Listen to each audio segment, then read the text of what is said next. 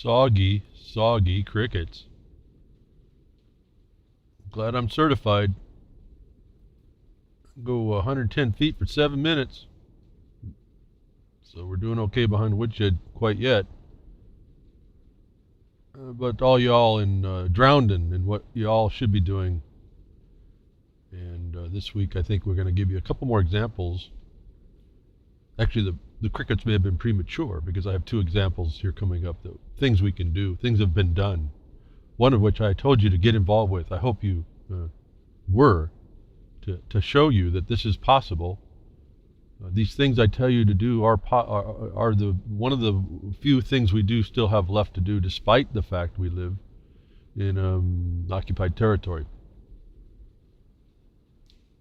And who occupies us? Now, I wonder what people put together when I say this stuff. And like I said, there's so much to say. I don't know. I don't even say enough of it all. I keep telling you that there's the United States District Court, and the United States District Court has a territory over which it goes. And I tell you that we live in an occupied territory. So who do you think the ruler is? Where they have all these USDC courts everywhere. There's another confirmation you live in the military world. And it was done back in Lincoln's time. And they got it all formed up for you back 1871. And they changed it all on over. And all of that's usable for us once we see it. But for the most part, we're crickets. And that's not going to be a good thing. Because the way this thing is set up, if you look very carefully, it's not very hard to find. You live in a world of presumption. And the presumption was set by the occupier. Now, I'm not saying anything you can't find, and I'm not saying that anything come from my opinion. And I do, as I said that, I just triggered a thought. There is so much to speak about. Just heard when I was getting set up for broadcast last night, putting stuff together. I happened to click on through RLM Pastcast, and I heard Vince, I think it might have been Dork Table. Vince was talking, mentioning, I guess it was about a month ago, we were talking about that DAPL. And he says, you have to listen to what I say, don't take, and understand I'm talking about no opinions, I'm talking about on the ground doing stuff.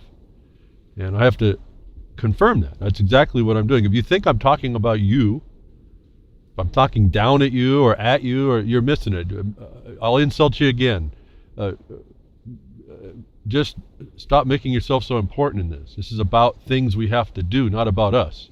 We're all in this problem. I don't have an opinion on this. It's really application of what I see has to be done. And that all comes from what I've done for 30 years now. I don't even want to think about how shocking that is when I think about it, so I'm not going to think about it. This ends up being what we have to do for the rest of our lives, though. And we have a republic if we could keep it kind of thing. They weren't joking about that. So that's all predating us, and now it's past us. And if we continue to be crickets, we're going to suffer. And I say suffer. Suffer is the ongoing harm you allow on yourself. It's really interesting how language, when you start actually understanding it, it's just explaining to us this is a world of woe. Unless we work hard to keep it from being the woe that is going to be on us. And so I don't know what else to say about that to get people to understand these things. It's really, you're going to keep your house neat. It takes work to keep your house neat. And we've been pretty derelict as a people to keep our house neat.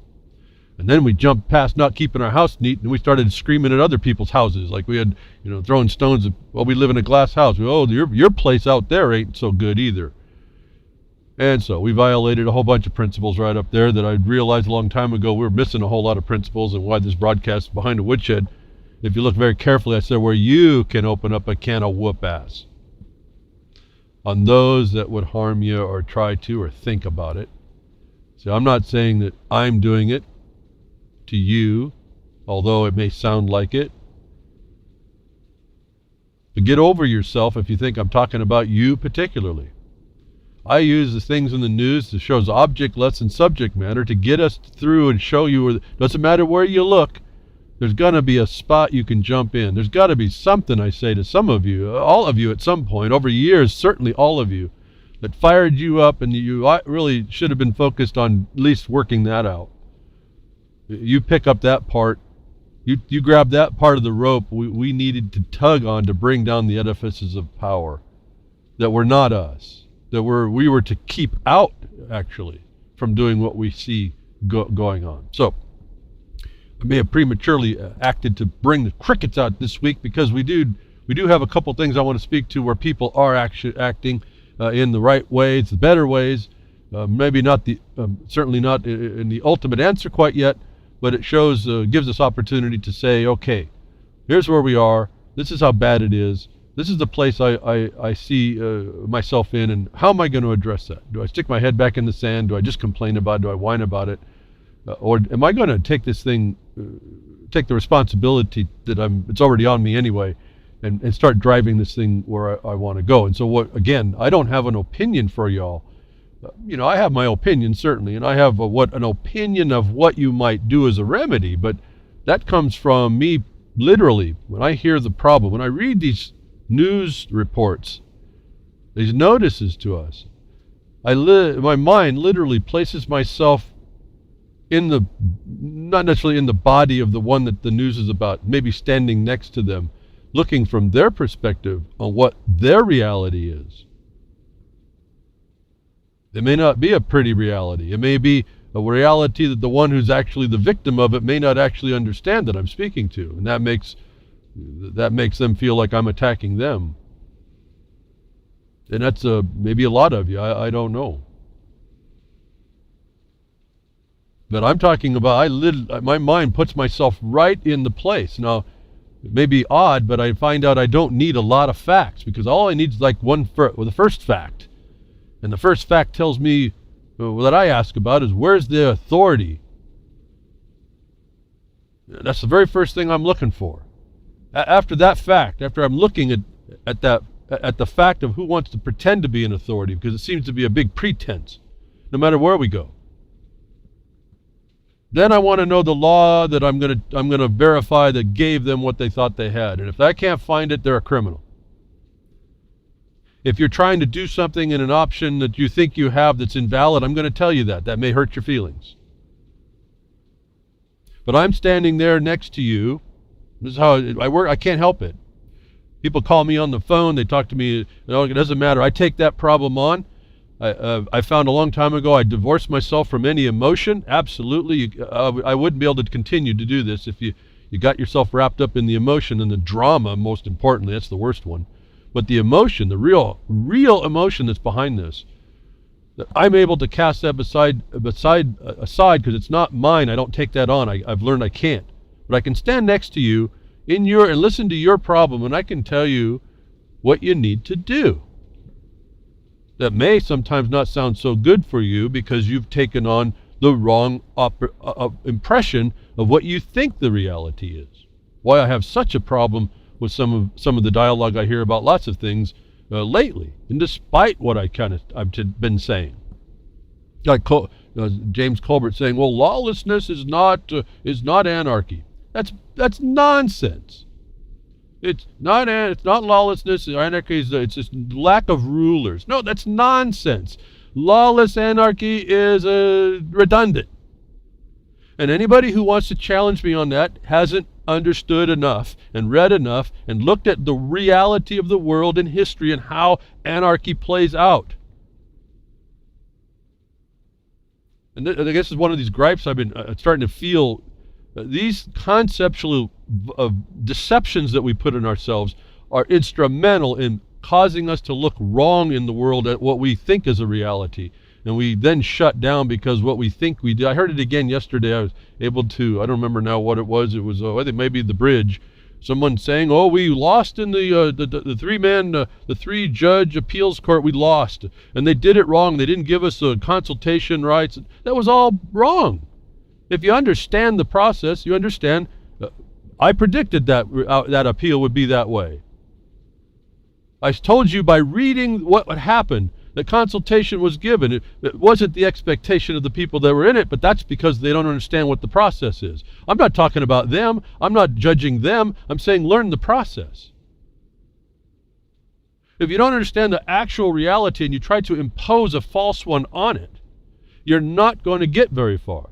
I stand there beside you, whether you like the fact of my answers back to you or not. I stand there and take on what you're facing.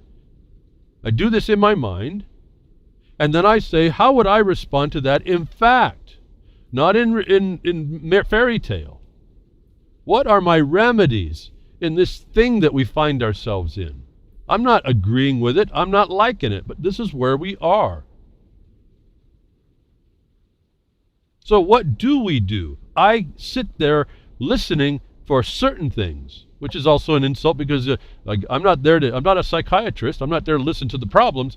I'm listening to an ongoing problem that needs to be resolved as immediately as it can be resolved. And from the experience I've had and the things that I've done in the courts or with the courts, as corrupt as they are, and all these criminals that are out there that we tended to kind of thought they were real. We didn't realize we were up against their fairy tale, that we were to keep that in check. And then we find ourselves at 2 or 3 steps down from that, against the arrogance that they've put on us. And we're unfamiliar with that, and that there are processes that we can communicate through to start to bring back some resolution that is required of us to do because of the nature of the actual reality we're in. When I suggest that you don't have a remedy, you have to listen to that if you don't have a better study. Because if you don't, you're wasting your time and you're puffing smoke in your face.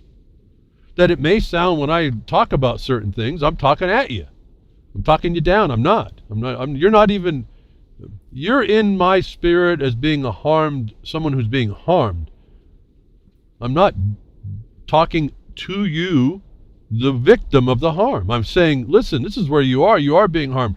You can or can't go a certain way. You can or can't have a certain perspective. That's not an opinion. When I'm saying that to you, I'm saying that from experience, the experience that is limited by my experience, but so much better than the experience that you've never had. As I've told you, trust me enough to put you on the path that appears to be you're standing in front of the trailhead on, and I'll tell you how you have to go down there. It's up to you to take the steps, and you'll find you'll take very short steps when you start, but as you go, you end up getting longer and longer stride down your trail to fulfill what your object is. I can give you some certain waypoints to look at, and you're going to have to find the rest. But if you think I have an opinion, I'm talking down at you, or I don't understand your problem, or I'm not getting into your drama, and that's an insult to you, get over yourself. If you're not someone that wants to help yourself and roll your sleeves up, you're listening, but you should be taken behind the woodshed for another reason. You're living in a mythical entitlement reality. And so I appreciate, again, I've evolved myself. It used to be, I was listening to some old broadcasts, revolutionary action. Now it's evolutionary action. I started realizing this problem about this revolving wheel we have, this historic revolving wheel we have. We've been doing all the wrong things at the right times almost every time.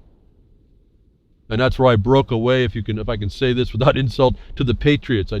The Patriots actually had a PAY, Patriot. It was with lots of money being spent for people to give guru wisdom. And I'm looking at it to myself and I'm saying, wait a minute, that doesn't fulfill. There's broken links in this chain. What's going on? And so I went for myself and found a more integrated, more consistent chains of authority that I speak from today to you on. And I use these news articles to give us a probability of better success by engaging it better. And so certain stories come up that I get excited for the people about. Not for me, not to advance what I think needs to be done, not advance what I'm seeing needs to be done, but that we are a people that are harmed universally. I don't care what you call yourself. I don't care what color you think your skin or what culture you come out of or where you think you came from. We are under a global oppression, a concentrated evil, and there's an evil behind it. And if you don't get that, you aren't listening. We're not against ourselves, and they pit us against ourselves, and we've lost. So I certainly am not speaking from behind the woodshed and opening a can of whoop ass on you, the victim and harmed being that you are, based on a universal oppression. What I have to offer is tools for you to open up your can of whoop ass on those that harm you. But it's a war. Now, we're in a war scenario, and you have to come to terms with that. A lot of people don't want to agree with that, and I think part of that is just laziness, or inside, innately, your spirit speaking to you. If you agree with that in me, you're going to have to engage, and that's not something most people want to do. You want to be part of the peanut gallery. You want to witness the breads and circuses and deny that you're doing it. It's really fascinating to watch. But let me get on to what's not being the cricket. How we start to make those steps. Is it the final answer? No, these are not final answers. What these are the evidence that when you finally say no and look to take action to stop oppressors, you're now on the path of where each of us has to be. That if each of us did do this, we'd be our own gang in evolutionary action. We would be an unassociated association just by action. But let me get on. It was Ron Stevens of Rock the Boat now on UCY and some other networks he's on. He gave me a link here last week, as you get everybody. Charges withdrawn in Schmidt-related cases. The Schmidt-related cases. Remember, that was the raw milk dairyman up in Kanukistan who is getting harassed, something fierce. Well, he's got a partner, apparently. Not a partner, but, some other production man in the ground, husbandman. And if I got the story right, I don't really read this stuff that close. I'm just looking at, I don't really need to know what he's doing. I just need to know he's being oppressed, and that it's happening over and over. And then I look and I see he hasn't done a couple things, that he's now absolutely in the position of power to turn the thing around, do the jiu-jitsu move on these people. And we all have this ability we can set up. But this is Michael Schmidt remains before the courts, but others see charges dropped. Now, that was important. This is just right off the story, right off of what I'm reading. When I see that, I put myself in that place, and I'm realizing there's a group of people that are being accosted. Now we have a class of people we're starting. Now, don't jump too fast into class action. That's not what I'm talking. But we have a class of people that are getting oppressed, and some are being dropped. And I've said before, and I want to retouch this.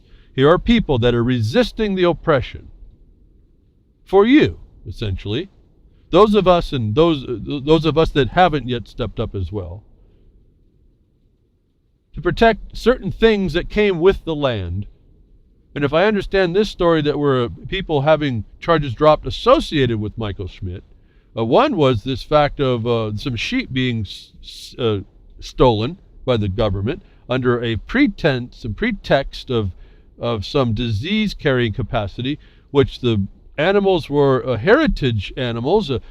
Gene lines are very valuable here at this point, which is another takings value that needs to be compensated for. I hope someone goes after this as part of the continuing action. That those sheep were destroyed, and now they don't have those heritage sheep to produce the products that came with the right of production with the land that was owned. Now, when I see this stuff, I'm wondering, and I hope that people are starting to think about this. I hear a lot more action coming out of Ron and Ron's broadcast. They're now to the point of, we're going to make arrests ourselves and we have the right. Absolute what I've been saying. I will caution to be careful. Make sure that you get the policy for private arrest laid out with the government, so that you have an understanding on how this will work. Otherwise, they will do exactly what Duck said. They will set up the problem to take you down. So you have to get that rearranged with the jurisdiction who is violating you. It's kind of an interesting problem for you. I understand that. Sounds almost oxymoronic. I understand that, but you got to do this for your safety. But in this case, where charges are being filed by the government against raw materials, raw food producers, and you have a class of people, and they are consistently being charged, harassed, brought into court, time taken up away from their abilities and rights, and granted right to go do husbandry and produce food, you now develop policy and custom in the government that's actionable. That these charges that are dropped can be used as proof of harassment, especially when you get it on the record that it's happened a couple of times. And when they now are doing this, they're dropping these charges and they're hurting your property and they're killing your animals, which are just property. They're not your pets. They don't have any value more than what they can produce. And yet they all, like the one with the sheep, or I think it was the sheep, they have heritage value. You have to add that on the heap of the obligations that you go after the people that are doing this in government under the color of the authority of government as a pretext to harm you privately. They are privately acting against you under the color of authority. That's a felony. That now, folks, these people that are standing up, this is why these are not crickets. They're decided, I'm not going to consent anymore. Now, they may not even be saying it with any understanding of what they're actually doing. They just know it's wrong. And that's what's going on here. They're standing up, and they now need to take what they've been handed by the failure of the government when they came against them and take those as facts that prove an oppression that was done under the color of state authority without a right to do it. Now, there's got a caveat here. When they do that, the government's probably going to come after you worse, but if you set up the fact that they've been doing harassment as retaliation and retribution, now you've got them for the future as well. And you allege this in the notices that you're going to send them for the claim for the money they owe you for wrongly interfering in your life as a felony. And then you go after, you first get the government to try and arrest those people for felonies you've identified, the theft by extortion, felony coercion, to come after you and your property and or your rights. They're two separate rights. Under color of authority without right to do so is felonies. You have the commission felony and you have the omission felony, which is the one that the omission is the omission to not do it correctly.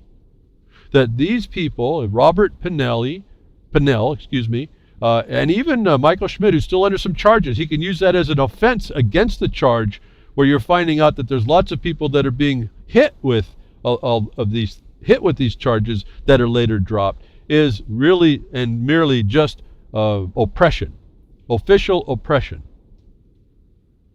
I was going to read some of this. You're going to get the link in the blogcaster. I'm more interested, again, I don't care who these people are. I don't care what their cause is. I just see when you see the government, and I understand some certain things that are basic to everybody, that they can. I'm standing next to Robert Pennell. In fact, what got me is I think Ron was saying, he's got long hair, and he used to be clean cut and shaven. Now he's got long hair and a beard. And I said, well, that's a man after my own heart. That's exactly how I responded after 9/11. I said, we are in terrorism. They're going to treat everybody as Middle Easterners, and we're all going to have a turban on our head, whether you see it or not, and you're going to be considered an enemy combatant. And so I said, if they're going to treat us like that, I'm going to start looking like one. I'm going to make no doubt for the flag I fly. And guess what? Look where we are. And so there's something in us that turns to, we automatically move to what would be considered uncivilized appearances, right? When we really get engaged. Not all of us, some of us react a little bit further. But that's what called my attention to the story even so, was someone else's response similar to mine, to an oppression. And they weren't going to take it anymore. And I want to add and contribute to the fact that now they're setting the record here, and I'm hoping that they get the message. Start building the harassment, the obstruction, the oppression, the felony. Build it as a line by line. Don't get all involved about describing it. Just the action is the theft by extortion. A certain omission was a theft by extortion or a felony coercion. Line by line list it as a retaliation, harassment, and oppression, and go after them for the property that they're violating in you and the rights, and put a dollar value on it. In this monetary system, that is how we take this thing down. Now, can you do it when they have stupid money behind it? Well, no, but you know what? Even with stupid money, these subdivisions of government, that corporate government, can only have a budget that's so big. And then I'm saying you don't go after them so much on the agency of profession side, on the official side anyway. You're going after the private man or woman in the office who's using the color of the office to harass and retaliate and to oppress you under color of authority. In other words, when they drop the charges, they've admitted that there was nothing chargeable. They didn't have the right, but so they come into the color, and they know that how ominous the power of the state is, and you use that understanding against them. They know the power is ominous power against you, and that's why they're using it as a club to try and beat you into submission. But you go after them privately as well. You go after this policy and custom of the state certification of the employees or officers. That's how you go after the state. You show they don't have that. They don't have an immunity against that, against your rights and their obligations and duties. And then you go after the people privately for using the color of their authority to come after you.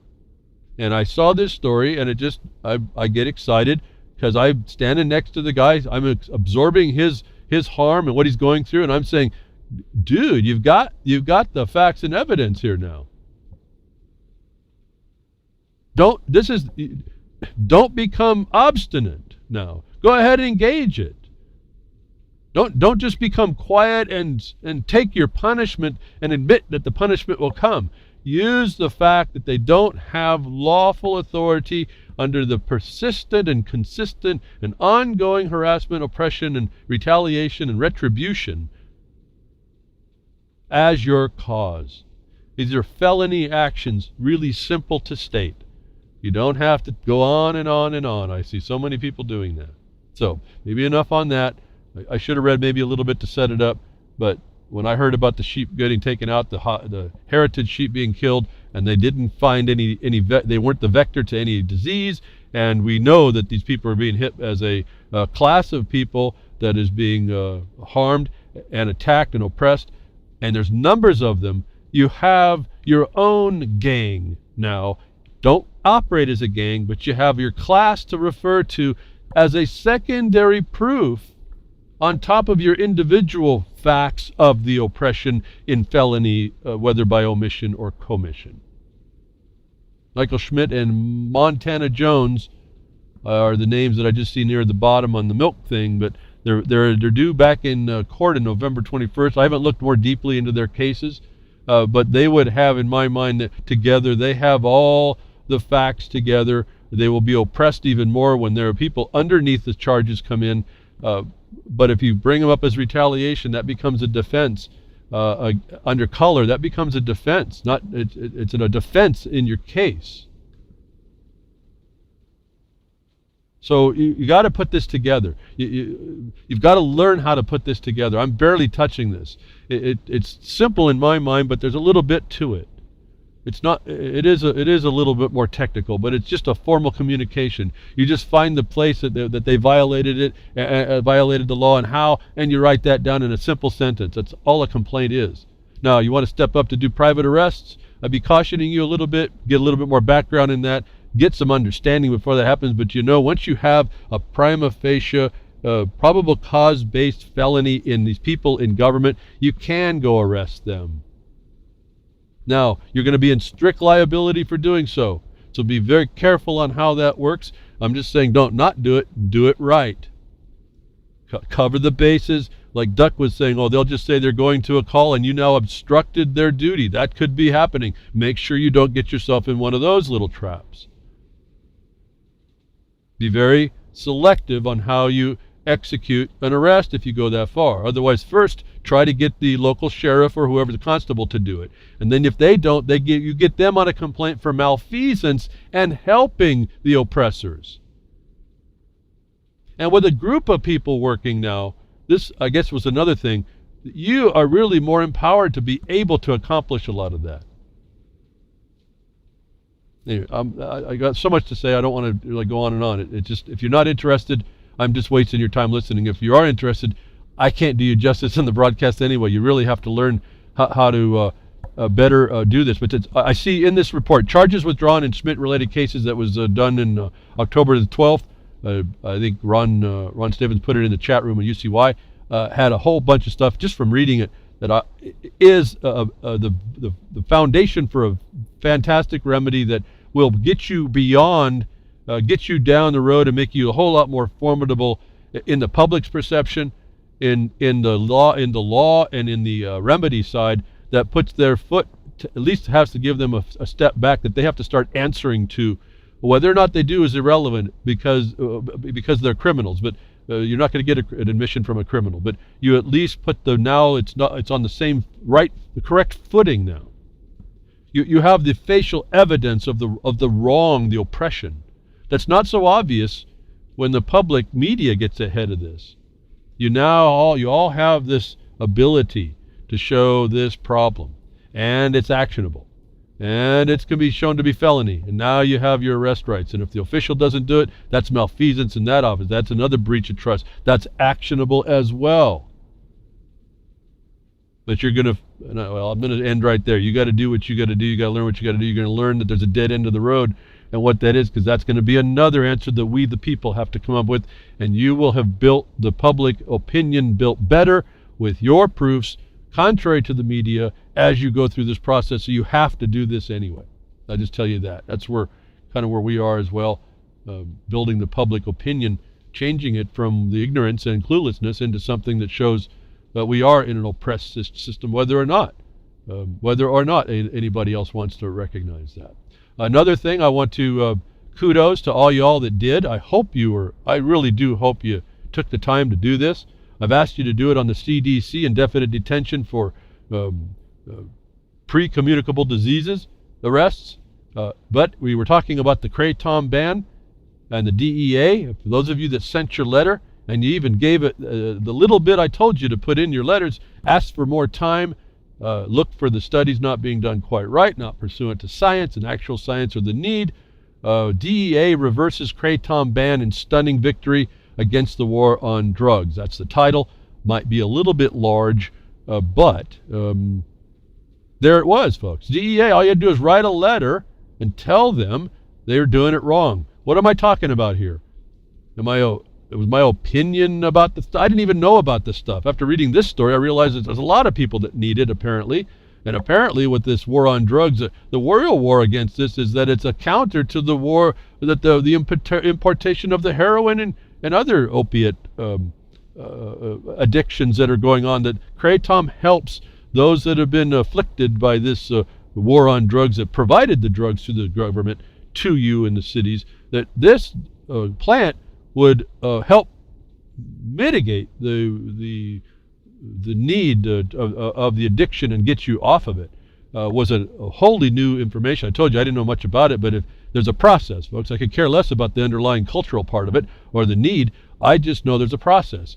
And if you don't engage that process, you're going to lose. Here, this process is public comment. It doesn't sound like much. And it may be in the end, unless there's a lot of more people. In this case, there's millions, folks. If you would have been one of millions responding if you didn't know.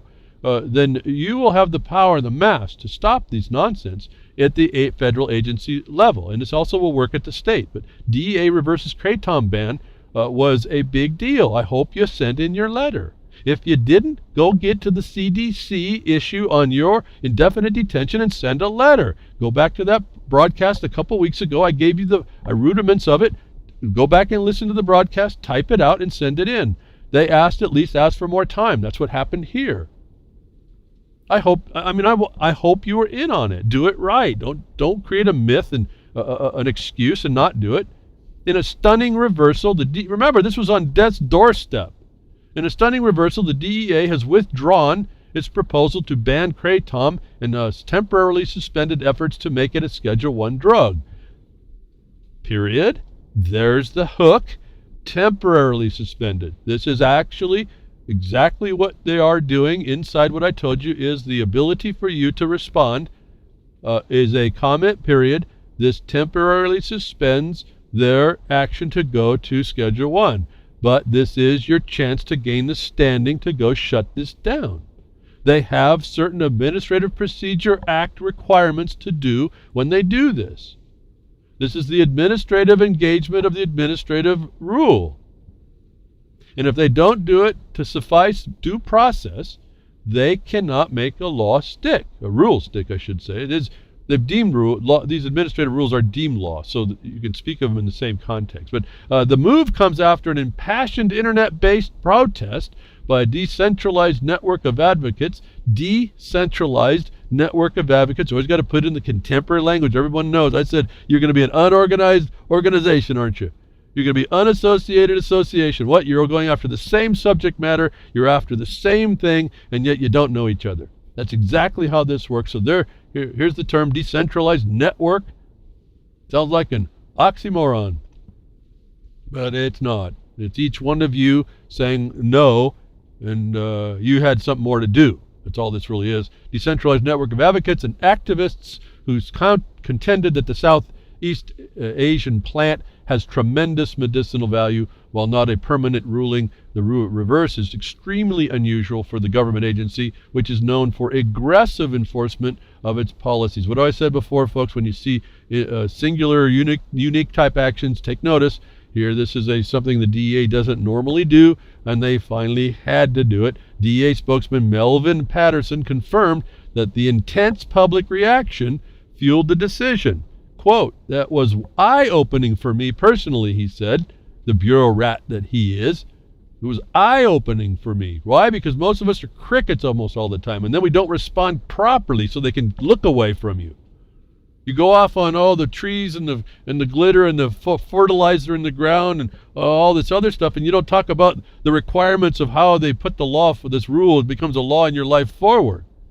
You got to look specific to the communication is what I keep trying to explain to you.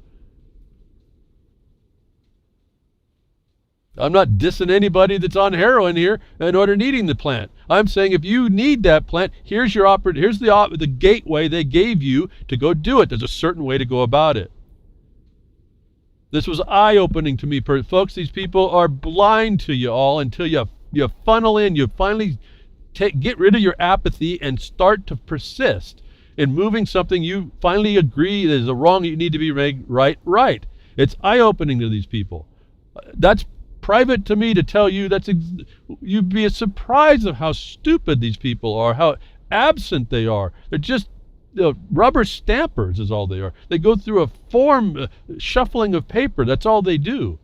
And they've got complacent because we didn't step up. I'm not saying I like all this. They shouldn't even be doing this at all. What I'm saying is that's what we have in a militarized administration that has to look through international eye goggles to honor something that they can't change, which is due process. And if you look around the world, that's pretty much everywhere, so that there's nothing international they can do about this either. But this was eye-opening for me personally, says Melvin Patterson. I want the Kratom community to know that the DEA does hear them. Our goal is to make sure this is available to all of them. Well, that's a lie. The point is that they got as an eye-opener, folks. Your response, what I've been telling y'all to do, is an eye-opener to these people.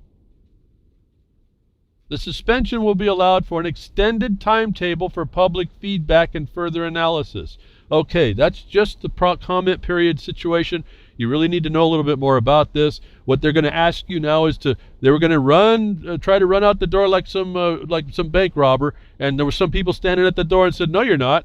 And I said, "Oh, you're right." Now they're going to do some fancy footwork shuffling, and they're going to try and now the record is all important. You can't come with your gripe about this. You have to come with your basis in law and fact and what the reason why they put things into Schedule 1. Remember, that's mostly focused on the lack of medicinal use, like they have lied to do to cannabis, or it's actually marijuana, as we heard Vince explain it.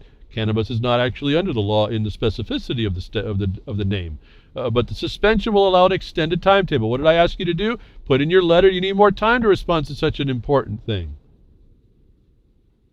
I told you this weeks and weeks ago. This is what stopped this. Did you do that to the CDC letter I've asked you? Did you send that one in? Can you be that effective again, folks? Can you open the eyes of the CDC and millions of people responding to this? I would have never thought that this was even an issue. And listen, millions came.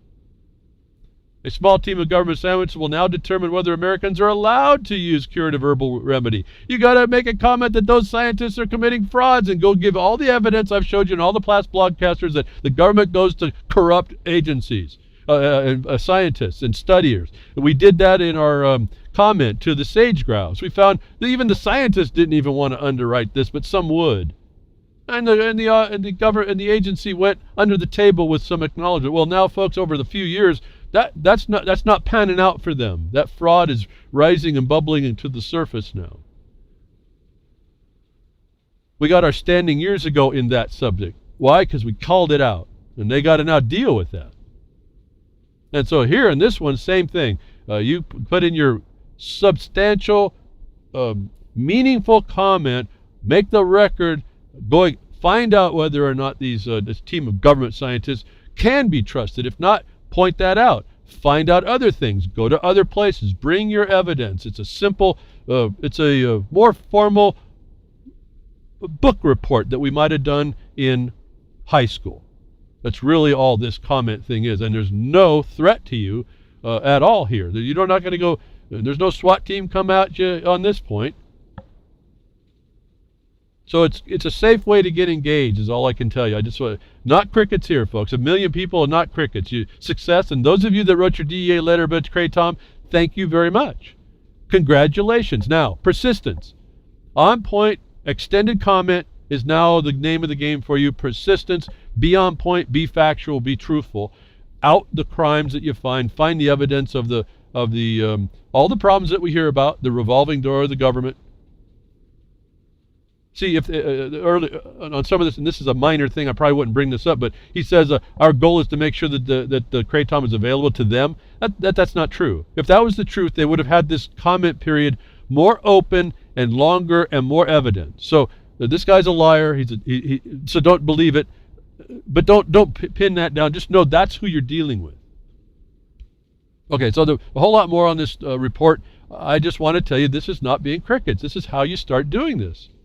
These avenues are available to us in all places of the government. The part of the reason why we're seeing what we see is because none of us have responded to us, and I've been dismayed with all the complainers I see, all the whiners I see, that no one wants to take up what I'm saying in the proper way and address this and persist in a non-threatening to you, non-jeopardizing way.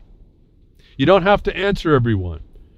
Now, like we bit off a lot of more, I think more than we can chew behind the woodshed here when we were dealing with Jefferson Mining District and what Jefferson Mining District can address when we're dealing with the mining law. It's amazing at how extensive that mining law affects all of our lives and all the things that it allowed to us that is protectable. So we have quite a bit on our plate to deal with that there. But when you're talking about certain things, like whether it's your cannabis medicinals, your herbals. Again, these are just plants they're trying to prohibit. Make sure that there's an alternative that comes out of this. If you can't, remember, they're going to be up against those that want to make these things outlawed. Always look at the alternative. Suggest a new alternative. Maybe like, well, wait a minute, you can rule on those companies that concentrate the material, but regarding home use of the plant or herbs for private use, you have no jurisdiction and authority. Well, maybe the cocaine factories need to be regulated, but I'm not a cocaine factory. Maybe the factories that, I don't know, maybe hashish. See, when you concentrate these things, maybe they do become a commerce item that needs to be regulated. But in their natural state, with your right to extract what the plant has, is not in commerce and untouchable.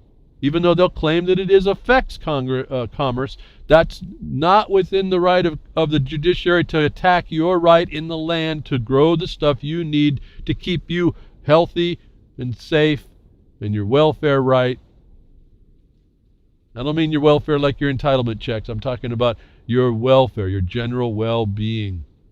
You have answers in this. I hear the whiners and complainers talk about how it's being violated. I see none of you. I hear none of you. Crickets to the email. None of you said, hey, okay, sorry, didn't mean that you didn't know you wanted to know about my activity, but I sent a letter and here it was. None of you sent me one of those.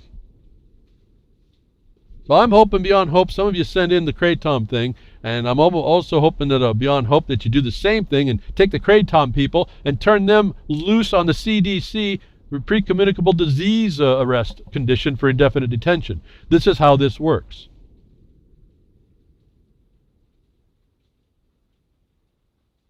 I'm excited at some level, folks. I mean, this is a rare evidence that your interference actually does work. And this is some area that I work in a lot. It's one of the things, it's why we started, it's one of the reasons why I gave when I suggested that we needed to start a mining district. It was one of the weapons we could use. It was not the ideal weapon, but it's a weapon to slow down, and in lots of cases I figured we could stop these agencies' overreaches and encroachments while we were looking for a better fix, the more permanent fix, which is essentially real simple. We need accountability to the law. We want real accountability, that we're having to go to making private arrests, thinking about doing private arrests on the government, and in particular the cops. It means that there's been a malfeasance in office, dereliction of duty in the office. That's another actionable thing. So we're way down the track, and we have to understand that reality.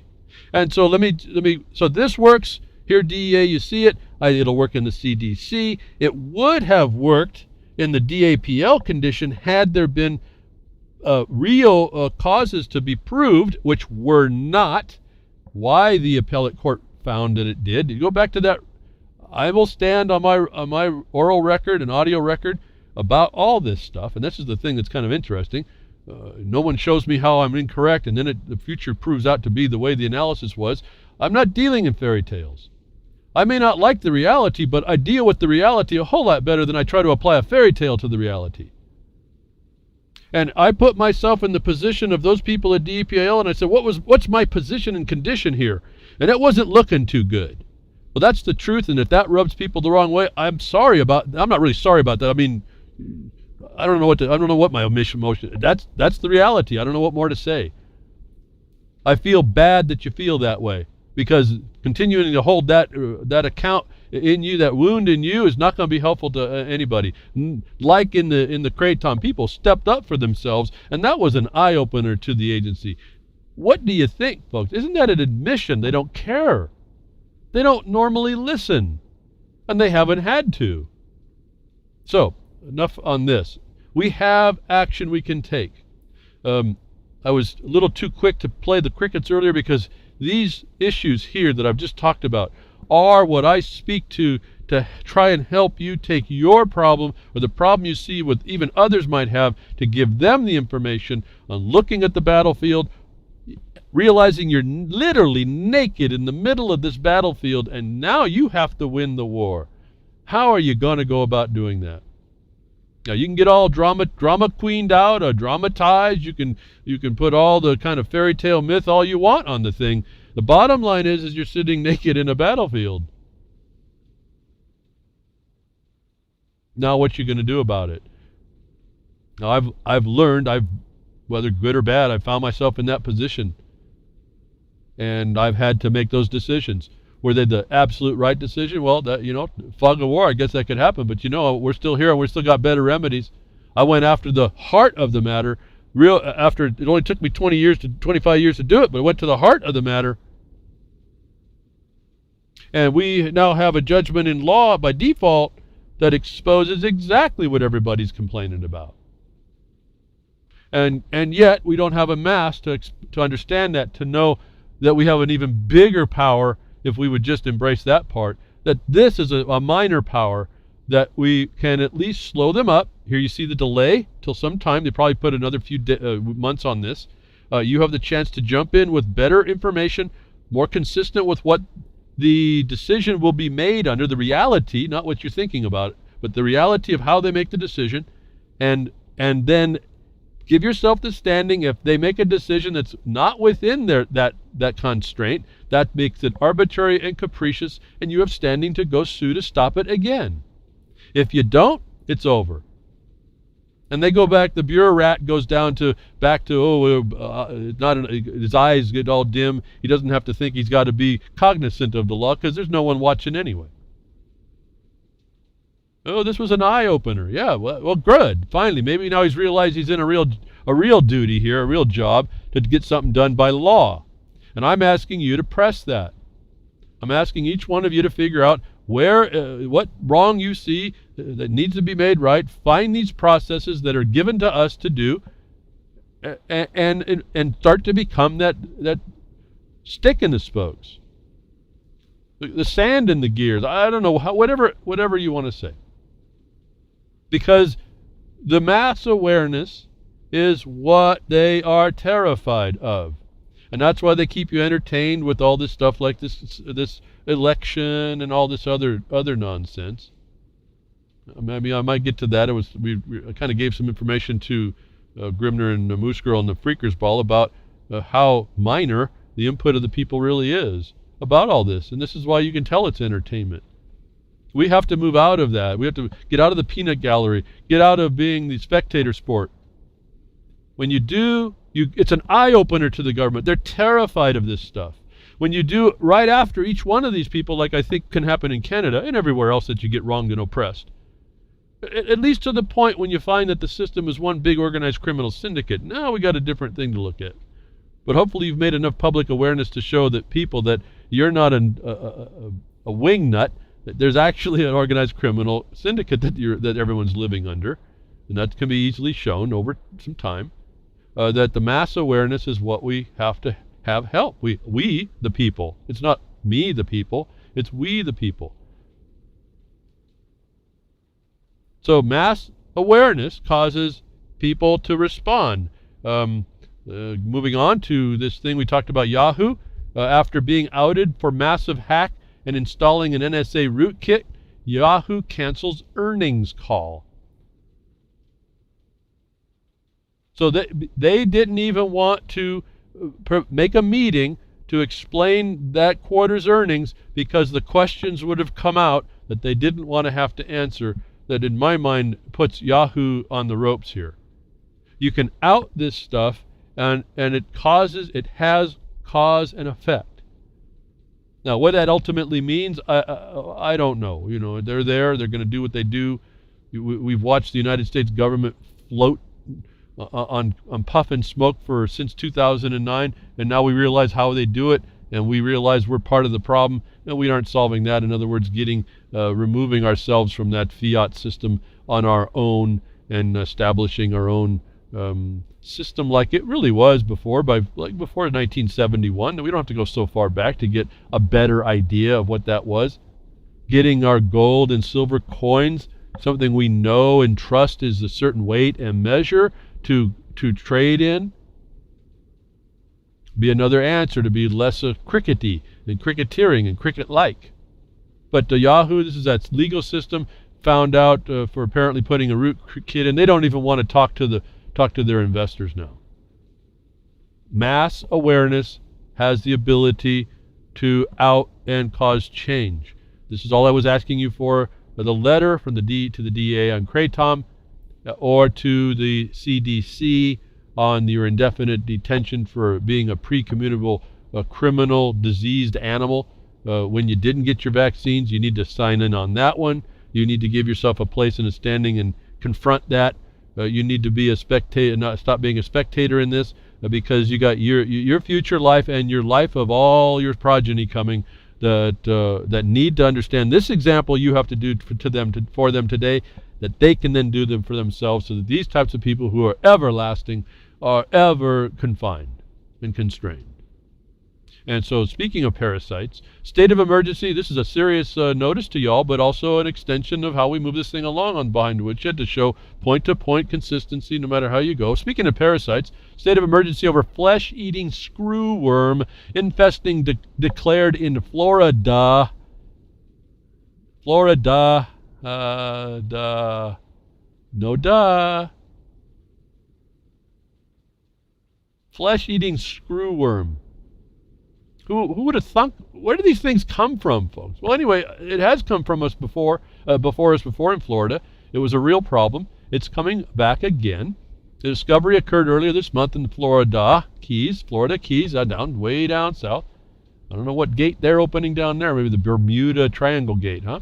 Where the United States Department of Agriculture detected the New World screwworm. New World. You ever heard that, folks? New World.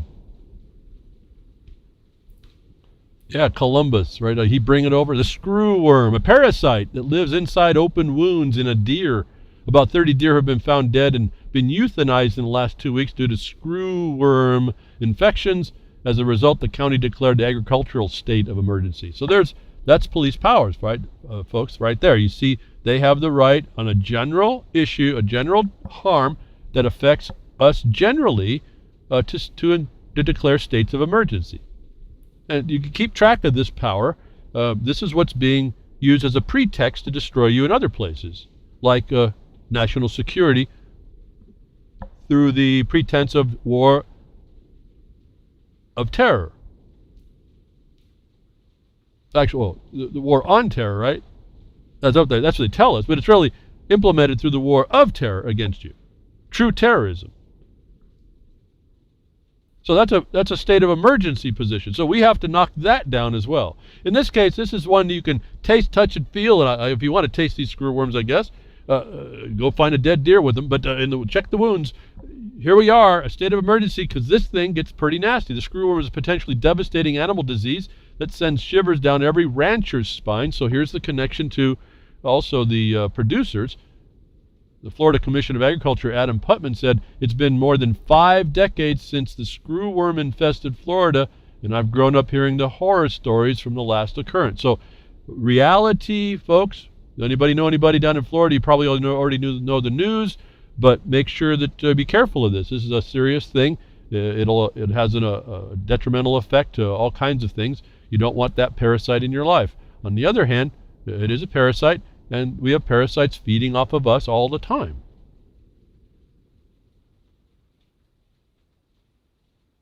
Clinton heavily favored and went to win Electoral College poll.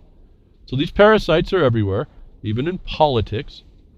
And we get these, here comes the close, folks. Here comes the end of the horse race. Clinton's ahead, Trump's ahead, the back stretch coming around the end, the final stretch now. So Clinton heavily favored in the poll to win the Electoral College. I thought was an important story. You know, I haven't been talking too much about Clinton and Trump. I say, first of all, don't register, because Clint Richardson just did a neat little thing on this, how valuable voting is, and it really good. But I believe the first answer is not to register. When you understand the connections about what the status is, you'll understand more of what I'm talking about here, and I won't go through it today.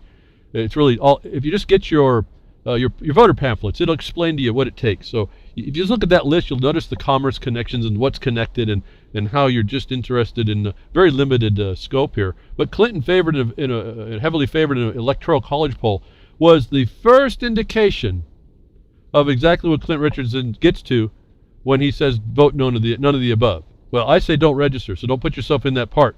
But if you're registered, he's saying vote none of the above. But we would have to the problem with this is we have to vote 100% none of the above.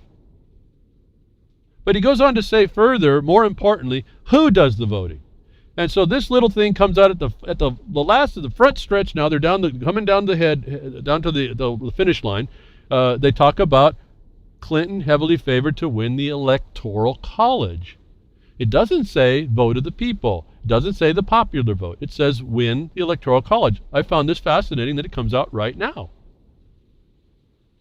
This is exactly the notice of who, not the rock group, not the owl, not even the World Health Organization, but who, in this case the Electoral College electors, actually votes for these people.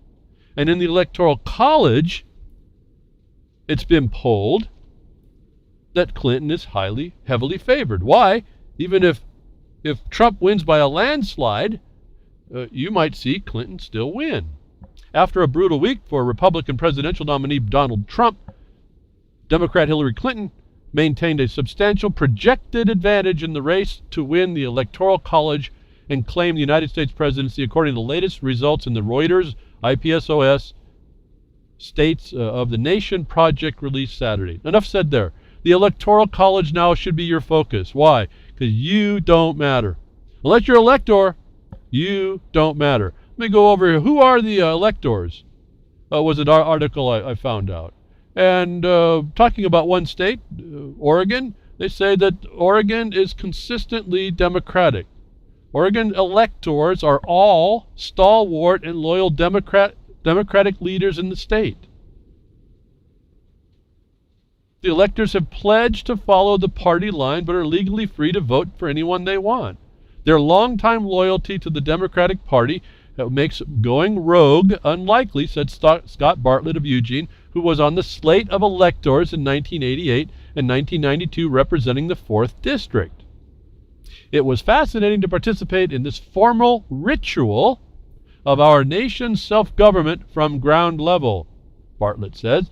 As a perk of this, a little bribe, I was invited to the inauguration and had a pair of fantastic front section seats right below the inauguration stand, enabling me to watch Bill Clinton take the swearing-in oath. Now, I'm going to give you this link. You get in by paying your dues to the party. You are going to support the party. But this was discussed back in some time last election where Governor Kitzhappen was in office. We sued that governor. He didn't answer. A year after our perfection of our default judgment, he's gone out of office. I can't tell you that we did that. I can just tell you he was gone out of the office. Now, the governor prepares a certificate of ascertainment confirming the electors. There's a whole process behind that. If you didn't know about this process in each one of your states, you're missing the whole point. You're missing the entire game. It doesn't matter about what you vote. Your vote, your registration, your vote, your none of the above is irrelevant to the fact that in this country, United States, there are electors that actually vote the principal parties in, and they happen to be into that corporation as well. Now, I had heard a comment on Freaker's Ball that sounded a little bit askew of what I thought the facts would be about the percentages of people that actually affect the vote, the election are, and I presented that to Grimner as I did some quick checking. Electoral college electors, folks. All the electors, the horde that votes the presidential candidate into office, numbers 538 in the United States of America. These are the only people that elect, whether you call it a selection or not. These are the ones that move the candidate into a formal office, whether or not they say the oath correctly, unqualifiedly, and repeatedly.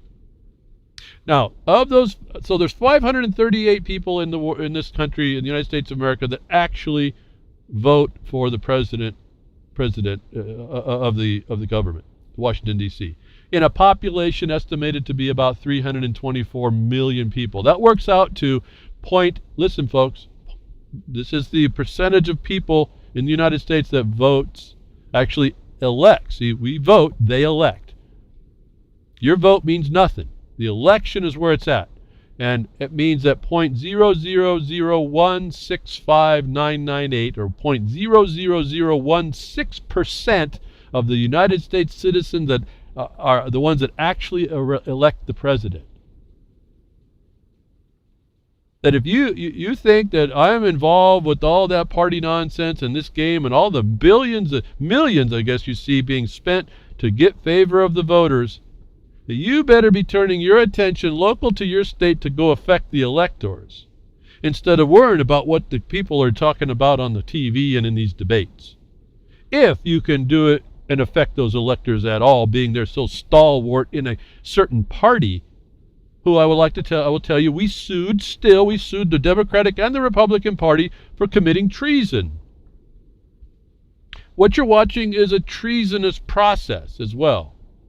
I didn't say that, it's not my opinion. They agreed to that when they didn't answer to our lawsuit. And I put that, if you go to Jefferson Mining District, I've now got a link to the Justia site that shows you who we sued and gives you a link over to where you can get to the docket. But don't be surprised if you can't get to the files of this case, surprisingly, right? So 0.00016% of the people vote for the president in the United States. The rest of y'all, you've subjected yourself to a status that's a subject citizen, subject to exactions of every kind, and your voice means nothing. In fact, if you look closely, your local rights to vote are different than your federal rights, but you require this federal citizens connection, which shows you that all your counties and all your local states are all federalized. Another proof, when I tell you we live in a military occupation that was imposed by Lincoln, I'm not joking with y'all. It's not my opinion. Go read the facts of it. Now, we can play this dog and pony show, or we can vote for Giant Meteor 2016. I've changed my name, so you go ahead and vote that in. I heard another suggestion, vote me, M-E. That would just be funny to watch, but you're never going to hear about all that. They just disallow all that, right? Because you're not counting the votes. That's the other trick. So keep playing the game. 0.00001% of the people actually put the president in, but keep thinking that you have an input. Instead of turning right around and going after the people locally that are violating you, and forget about that nonsense. Calling out for the crime that it actually is. Because the trend is not going to stop. It goes on and on and on down into the stinking abyss, as I described it. We see the plan. If you go to Agenda 2030, sustainable development, it's all there. You now see the CDC moving in on indefinite detention, where they were doing a military and everyone's an enemy combatant. Now you're going to be some diseased criminal because you didn't do what the government told you over what it felt was right. Because remember, it listens to you, Kratom users.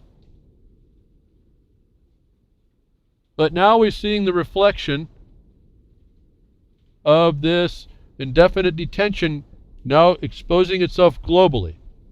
I kind of told you this, Interpol, the ability to have Interpol come in the United States, and then this other condition we have the outside people in outside countries being able to come in and serve process on an ISP. These are the cracks in the porcelain, folks. And we now see Australia to permit indefinite detention after completion of terrorism-related sentences. Let me read that again. I don't even really need to read the titles. I'd like to have you read the stories because there's so much information I can never do justice to, but the telltale of everything, lots more. And you get that in the blogcaster. Australia to permit indefinite detention after completion of terrorism-related sentences. The judges now, the Bar Association, global, rule of law and democracy, have the ability to extend these sentences. You agree when you arrange the jurisdiction and arraignment to allow a judge now to extend indefinite detention upon your sentence by a judicial fiat. You don't have a real hearing after this happens. Now, let me remind you all, there's so much to say, but this is the door opening that allows for the concept that eliminates hundreds of years of custom and policy and law, that you agree to the sentence that you are committed to by the process, that they now leave open the door for this reflexive condition to look at you independently without a jury now and extend the sentence that you agreed to. That's what you agreed to when you arranged the jurisdiction without saying you can't do that.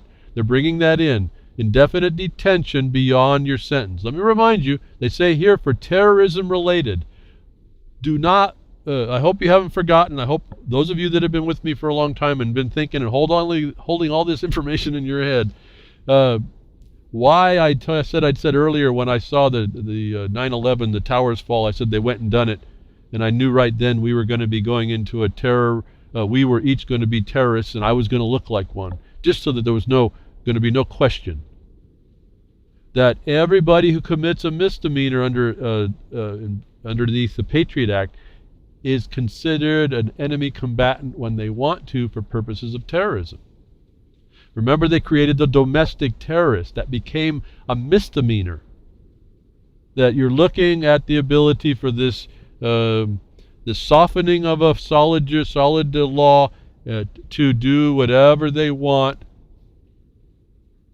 with you over time without a certain sentence. And they are saying it's related to terrorism. I'm wanting to remind you that it means any misdemeanor, at least in the United States. That you're looking at the time when your courts are being, whatever the pretense has been, it's being dropped. The judges will be the determiners of your existence and your freedoms and not, period. And those are going to be almost all bureaucrats at some point. So we see the writing on the wall that if you don't get involved now, your progeny, your future, your sons and daughters are walking into this open Open air prison that's going to be confinement, indefinite detention forever. If you don't think that the CDC, it means this very same thing, you're not even naive. You're willfully blind.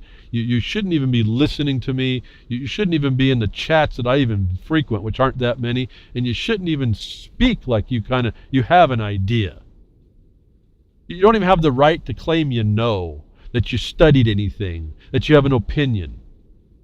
All right, so I just insulted a whole bunch more of you. Doesn't matter. See, you're going to go into this reality, whether you like what I say or not, whether you think I've insulted you, whether or not, oh, yeah, I know what you're saying.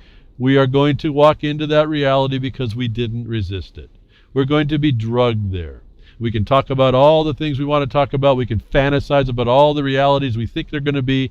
And until we effect a stopping of this one to bring in the example of the one we need, this one is coming on to us. So here in Australia, remember how big the Crown is on this and the origins of the bar and the Inns of Court. This is now the first cracks. We're seeing the CDC was probably actually the first pricking of the veil here to come in through and grab us by the throat. This is now a very serious thing you really need to start paying attention to, as well as this thing happening, as I say, the microcosm or the mirror of the Middle East becomes what we're having to work off domestically. Remember, Battlefield America. This all is tied in. Remember, when you live in a military consequence, you will be subject to no due process more than what the war necessity requires. Royal Air Force pilots ordered to shoot down hostile Russian jets over Syria. Royal Air Force pilots ordered to shoot down hostile Russian jets over Syria. If you don't think we're dealing with psychopaths and lunatics in this world. From the British perspective, how is a Russian jet hostile? There is no law here. I'm trying to show you. They're breaking down every idea that there would be a law. They did it when the bullies and brute, the United States, came out and invaded Syria without cause. Who is the hostile over Syria? The Brits decide they're going to shoot down shoot down Russian jets for doing what they are been asked to do by Syria. And then we hear this story: United States planning false flag attack to frame Russia in Syria, says conspiracy theorist. Well, what you see is a bunch of pictures of jets that are over there that are painted just like Russian jets. It's not hard to conceive. When you see a jet flying over in Syria and it bombs you, you blame Russia. Well, if the United States or Britain comes out and says, oh, that was a hostile jet shooting on me and it's all part of the game, they then go to war. If you don't think that this insanity, this global rule of law and democracy brutality and oppression, it can't affect people in an instant, here's the evidence continuing. They make it up. They make up stuff to make it up.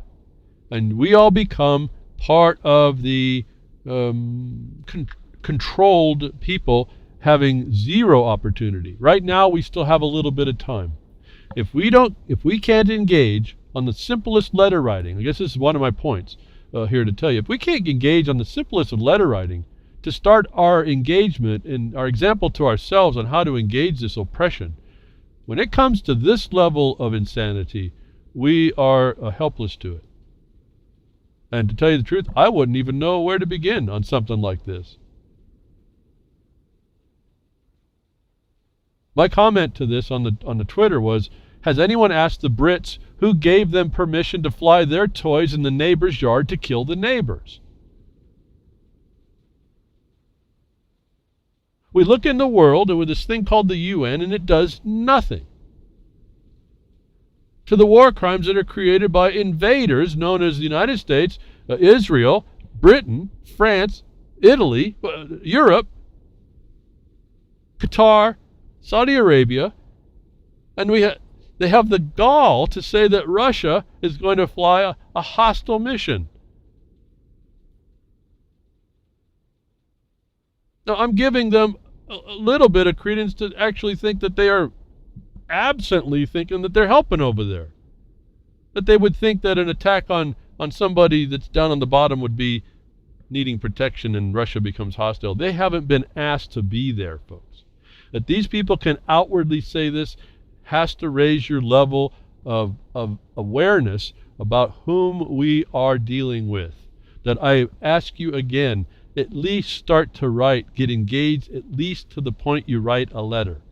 Write a letter again in the Kratom. Write a letter to the CDC. You have very little time now to even ask for time. Just send it in now anyway. Write a letter about the marijuana. Make it an issue.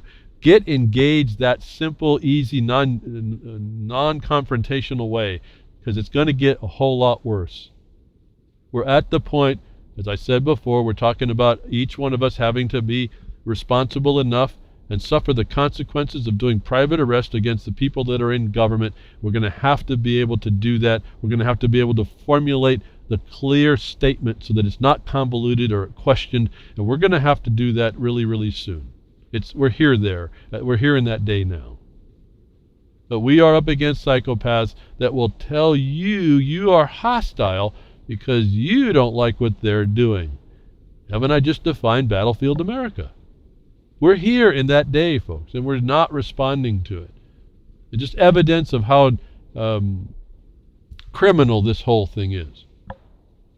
You don't understand, I don't think people understand that they're already considered enemy combatants subject to indefinite detention, and that that even if they get due process, that process is being conditioned to the fact of indefinite detention by judge. The same people we sued that are agreed that they commit treason against us and felonies in our lawsuit. This is not opinion, folks. This is the fact of experience, of fact of action taken, and the answers we get and have gotten and continue to get. I don't know. I know I'm not a Tony Robbins, that's for sure, and I don't even know what more to say to really strike you solidly enough behind the woodshed with the principles that we are up against, that we have a lot of power if we would just do it, the examples of which are the Kratom issue. The example of how they contort our thought, how they actually take this Hegelian dialectic principle to us, is what I've been reading to you about these stakeholder issues, the stalking horse, how they take an issue and contort it to include and interject a falsity that then is agreed to be taken on as an obligation and then mandatorily as someone else, a bureaucrat, implementing. That I've been reading from this document, Stakeholders and Stockholders, and I'm going to try and finish it today. Again, building up this broadcast this week up until this, back up into the same thing. Each one of these things is an issue that the government uses as an excuse to bring on the police power, put on the obligations without question, and you don't even question the validity of whether or not the decision that they came to came from a valid premise. And I'm explaining to you here in this document, and have been for a few weeks, how they contort it right in front of your face.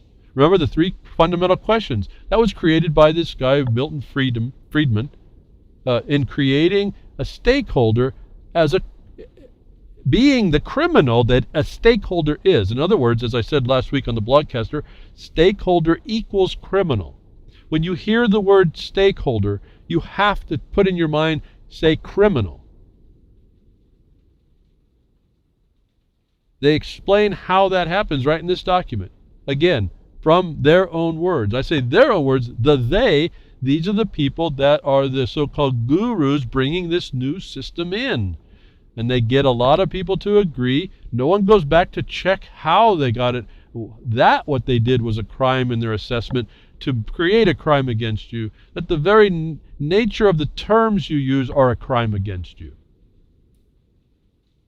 That they create three fundamental questions. And I told you last week, if you go back and read or listen, I said the first two were actually non-questions. We would have the right to do these things. Businesses and firms, remember they talk about firms here, but that means you, the person, the legal entity, that they treat you as anyway.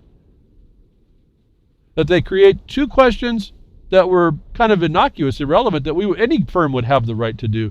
And the third one, they then impose the obligation and then say, because the other two are discretionary, things that a government, a firm could do, it ends up being a government too, then how about if we don't make that mandatory?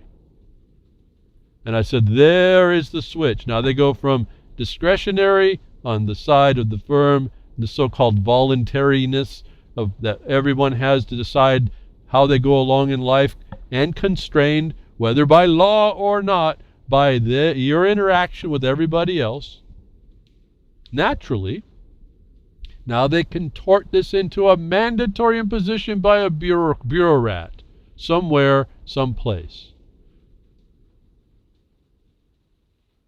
That we turn on from that fabrication and false reality into what they now bring up as 3 guiding principles that we're now bringing into this article.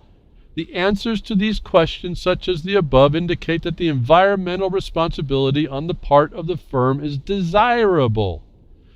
But remember, it was made mandatory, and this fabricated attachment of environmental, which is not the bugs and the bunnies and the bears and the fluffy kittens and the rainbows and the unicorns. No, this is the environmental responsibility as implied by criminals, because they just can impose, because they say just 'cause. That's just what they want. It's the future they want on you. The environmental construct of global corporate governance is what we're talking about. But they now say that the environmental responsibility on the part of the firm is desirable. Of course it is. It advances the criminal action, doesn't it? It becomes accessories. Firms become accessories to this crime against them. These answers do not, however, specify how this responsibility should manifest itself or to what degree. Now he places himself in the seat of decision to determine for others how. And those that he's going to teach through this document are going to pick this up and become the force you now see as the stakeholders, the consensus networks, the solutions network, the environmental terrorist, gangrene, which now becomes Genghis Green, just the horde that can affect you. And they get to have a say because they get to say. Not because it's right, not because it's lawful, just because. That they now create the principles they operate under. Now, I don't know about how you all think, but you can't come from a corrupt beginning and have principles. Now, you can call them principles, but that doesn't mean that they are.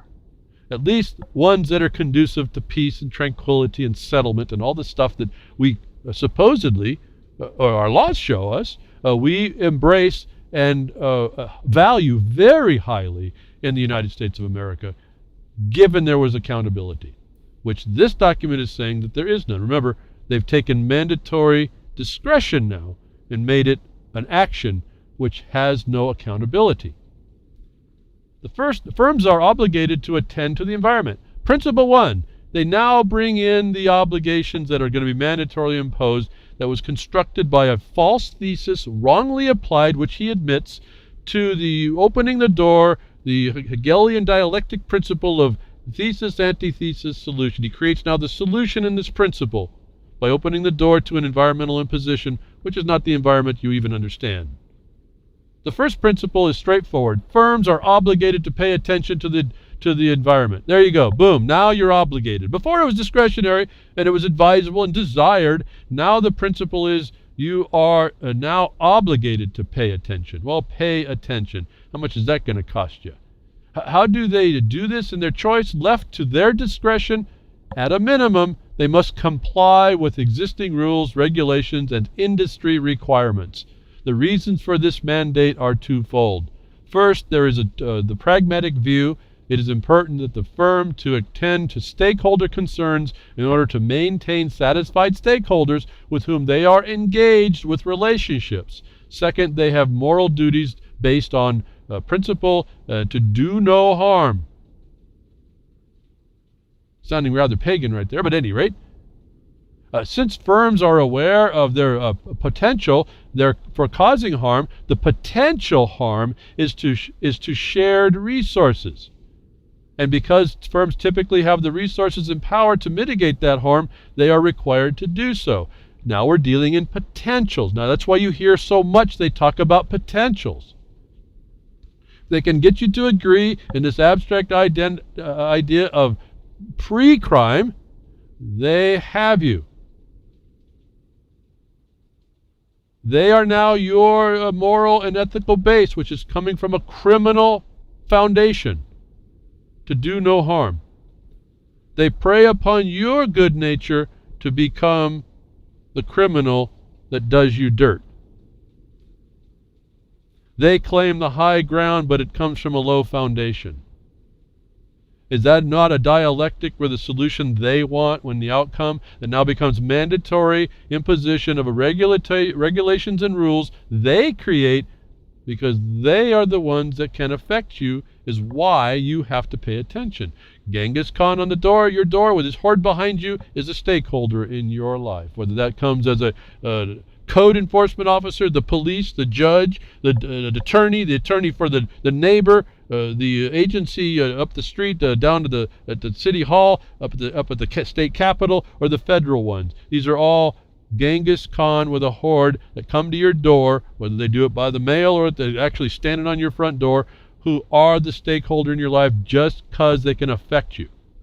Is the principle they're using to impose environmental. The environment they're talking about is this corporate structure as well. The ability for these bureau rats to be able to do this. You are mandatorily obliged to agree to it. As I've said before, you become a stakeholder. You have agreed to the outcome before you got engaged. Number two, the nature of the firm's obligation is generally discretionary. They keep going back to this. But remember, that's just meaning that there's no harm. If you make an action within your discretionary power, you cannot be caught as being a criminal. So they use that ability and they tell you, well, since you can't be a criminal anyway, why don't you just do as we say? So we don't just come and become Genghis Khan in your kitchen. Because we have a relationship now. Folks, they say people engaged in a relationship. I think there's a First Amendment that says they weren't supposed to impose. I have the right to be free of associations. But anyway, going on. According to this principle, again, they've now identified this crime as a principle. The nature and extent of the firm's obligation beyond mere compliance is largely discretionary. Now they've got you agreeing that their enforcement, their mandatory imposition is okay. Oh, you can do beyond that if you want. The manner in which the firm responds to environmental concerns is therefore flexible. Flexible. It ends up becoming a form of reflexivity. Reflexive. Environmentally responsible efforts on the part of the firms tend to categorize action along a spectrum displayed in Figure 5, which I can't show you. You can see in the Blogcaster. There's a link to this document, which is both normative and descriptive. Normative and descriptive. The new normal, folks. Normative and descriptive. At a minimum, firms are morally obliged to do no harm and remain in compliance with the law.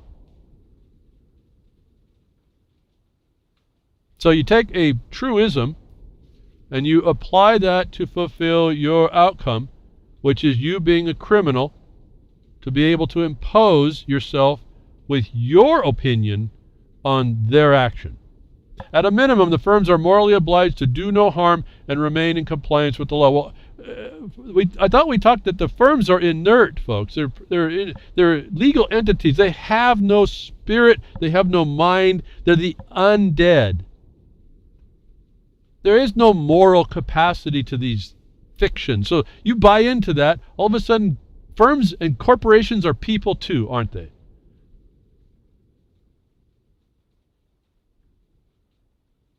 Now, firms are free market, if I could say that, is really, any morality is in the people running the firm to want to continue that business. And that butts up against the needs of others. And if you don't come into certain compliance, you're going to be dealt with in law. There's laws there, and or lack of business, which you'll probably have to close your doors. There's a reality there that we don't need to work on these principles of do no harm and remain in compliance with the law. That's for everybody, folks. Now, what's the law? Well, the bottom line law is what? peace and settlement, do no harm, right? So this is like even a redundant statement. But they use it as some sort of authority, which is really not applicable here because their foundation is criminal. They're now claiming the high road being it's the honor among thieves kind of concept. While not specifically definite, this position encompasses the sort of exploitation that leads to tragedies such as the Love Canal. So now we put on this big disaster in our mind to validate this false premise and principle. It does not mean that the firms are not permitted to partake in the Earth's resources, but that they should do so moderately and in accordance with existing laws. I mean, they should. They're supposed to. There should be accountability. It's a lack of accountability here, folks.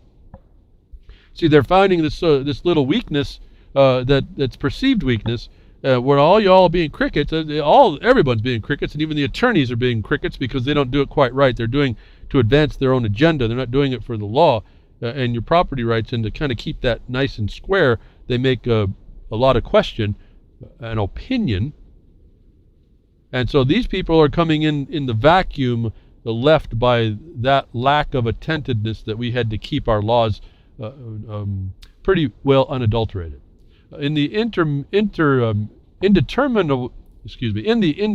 middle is the notion that some firms choose to be proactive in deciding to prevent harm, while others are merely reactive.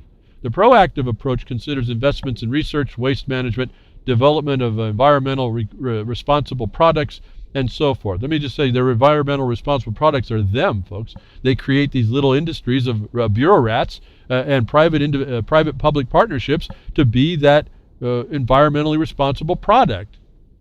See, they speak about being environmentally responsible. They're actually speaking to their own structure and giving them support. You think they're talking about the fresh air and the clean water. That's already in law to be doing. All you need is accountability. Article goes on, while some companies engage in some undertakings because they consider to be to their moral obligation, others do so for self-interested reasons and find out that doing so gives them a competitive advantage. Well, that's just what the same point that they always have, right? The third principle, there are circumstances that create mandatory obligations for firm behavior toward the environment beyond mere compliance. So now they've imposed, again, this mandatory imposition, again, creating their office and authority. And what it is, it's an imposition of a false narrative and a false condition and a false obligation from the start. And we heard that from the last 2 weeks, how they construct this. This is actually how recent laws are being legislated in. Like I told you, I don't understand why you legalize marijuana when it was not criminalized before for private use. It's your cricketness and your lack of knowledge on the fact that it only addressed commerce use of the plant that was actually regulated, together with the corruption of the system that won't recognize that we now got you to legalize. In other words, they got to regulate it and tax it. Even those of you that were recreational and weren't actually regulated before, you now pay the tax. You are now under the regulation. How slick they did that is just fascinating to me, that we continue to allow it, and you continue to allow it even though you've been hearing me talk about this kind of stuff for quite a number of years now. It's no different of the GMO labeling. So watch out, 80% of those things are going to be all exempt, and now you put the pressure on the little guy, not the big guy.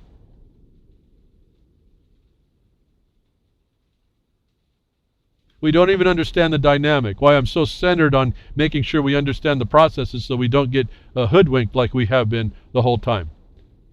And so when I come to you and say, hey, we got to do it this way, and it's not quite kosher, if I can use that word with some of y'all, I probably got some people flicking that word over. Yeah, kosher.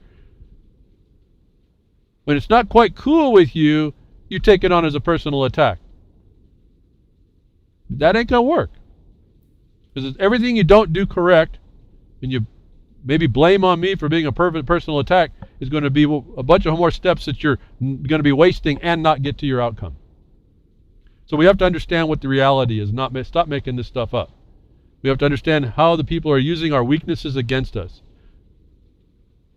The third principle, which is not, this is a lie, it's a crime against us. The third principle suggests that there are situations where a firm's obligations could be considered mandatory. Such situations are not the norm, but occur in circumstances when a particular firm is specially suited for the role. Now they're specializing who will do it, even though they're not the cause of it.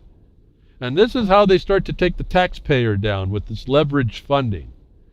Oh, the people are most situated to pay for the harms that our environmental products create, which is really just more bureaucratic licensor fees, fines, and taxes and impositions, and the lack of use and control of your own properties and your ways of life. In general, it is unusual for society to impose positive obligations, particularly on firms.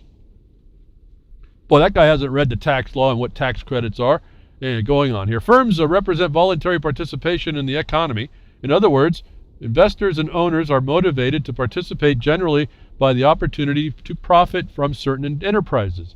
It is therefore generally considered inappropriate to impose a correlative burdens that might detract from investment in such enterprises and thereby interfere with the economy. In fact, these people writing this principle have denounced the rule about this in that court case. What was it, the Dodge case or the McDonald case?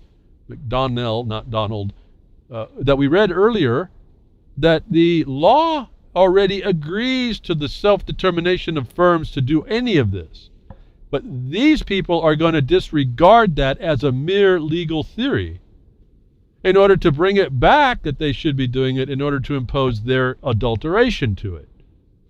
And if you haven't heard of how this dynamic works, you're missing a lot of how we've been duped as people. Because these methodologies are not just from this guy. This guy's taken it, he learned it from the guys better than him or women better than him. They're just reapplying this to this condition called the environment. At the same time, some degree of responsibility needs to be assigned in order to remedy harm or potential harm. There, not just the harm which law regards, we're going to go to the potential harm which law cannot regard. Potentials are not seen in the law. That is part of your risk assessment as you walk through life. But they're not actionable in the law. See, this is what the problem is, like with so-called river keepers and water protectors. It's the potential harm they're dealing in, not the harm. And so they're invoking this criminal principle right here, which in large part is what my problem is with that part, even though if they looked at it a little differently, they would be able to take what they think or they have as a thing that they need to do and do it more correctly and on point, and they would get better results, I think. And even despite the corruption that they even know exists, but not for their reasons. At the same time, some degree of responsibility needs to be assigned in order to remedy harm or potential harm. Potential harm. It's a pre-crime, folks. This is the whole problem with this. It's all aesthetic-driven. Oh, potentially the leaf could fall from the tree prematurely. Okay. And so now they have a stake in your whole decision-making capacity just because they do that. Economists such as Ronald Kaus and Guido Calabresi, good name for this issue I tell you about, Guido. Guido at the gate, folks, is what this is all about. Not to disrespect this guy, I don't know who he is, but the connotation of organized criminals is what this paper is discussing as being an implementation outside the law as a mandatory obligation on you. These folks have argued in favor of efficiency in lieu of attempting to identify fault. According to their view, the matter is identifying the entity that most efficiently resolve a problem, not necessarily the one that contributed the most or bears the greatest responsibility. What sense does that make? But here's how they get you to the taxpayer. The taxpayer is the entity most efficiently able to resolve the problem, aren't they? So they can do this, what I call black hole funding, which we see in every one of these so-called environmental bills when they try to impose their environmental resources and products on us. This is where they go, the taxpayer, which is a theft against the property owners, which was supposed to be not interfered with in law. See, they're not doing it in law. They get the taxpayer to agree to it, but it's not actually the reason why they implement it is criminal. Kaus has argued the firms exists only because of their inherent efficiency. But that's a misplaced analysis. It could be at the point of contenders, otherwise equal contenders in a marketplace, but not in the way that they're going to apply it. So he takes a truism and applies it into a false context to get you to believe that he's going to come up with something rational. That somehow the guy who causes the problem isn't liable to fix it, but go to the one who's most liable to take care of it. Isn't that just communal living? Isn't that no accountability for the one that's causing the harm? It would seem then, nothing certain here, but it would seem then that coordinated and or collective corporate initiatives will and should arise from when they are recognized as more efficient than costly alternatives. Well, the costly alternatives is the fact of their existence when you don't agree with these criminals. But anyway, so they get everyone involved. Everyone has buy-in, and it's more easy. It's less cost-effective. There's no costly alternative when everyone's agreeing with these criminals. Further, Calabresi has asserted that an effective and efficient way of dealing with harm is to impose the burden on the individual or entity which is in the best position to discover the problem and most cheaply avoid harm. Isn't that the speciality of the public-private partnership which the taxpayer pays, folks? In fact, while it can be argued that we all are aware of environmental harm, corporations are in the best position to avoid such harm because they are the ones engaging in some of the most destructive behavior. And we go back to, again, isn't your government a corporation? Remember, we're not talking about the ones that are doing the harm. We're just talking about the corporations that are most efficiently placed to deal with it. Or at least by this theory. It would thus seem logical. It's the principle starting from a crime, so I don't know about what logic here is anymore, and seem is only to kind of sneak us in past the fact of the crime that we're witnessing. It would seem logical and appropriate to impose on corporation a mandatory obligation beyond mere compliance when they are specifically and in the best position to avoid the harm. This is displaced liability, folks. The bank robber robs the bank, and you, driving in the parking lot or right in front of the store when it happens, gets to pay for it. This leads to a set of criteria that can frame those situations in which they can be construed a mandatory obligation for environmental responsibility. Sure, if you all agree that the other guy gets to pay for it, who would? Mob rules there, yeah, get him to pay for it. I've done it, but let him pay for it. Who wouldn't allow for that? So these guys would actually get your vote if they framed it that way. That big bad corporation is in best position to pay for the harm done by the people that use its product, so let's let the corporation pay for it. Then you forget, wait a minute, that's going to eventually come out of my pocket again. But now we've established a bureaucracy in the middle to keep it going.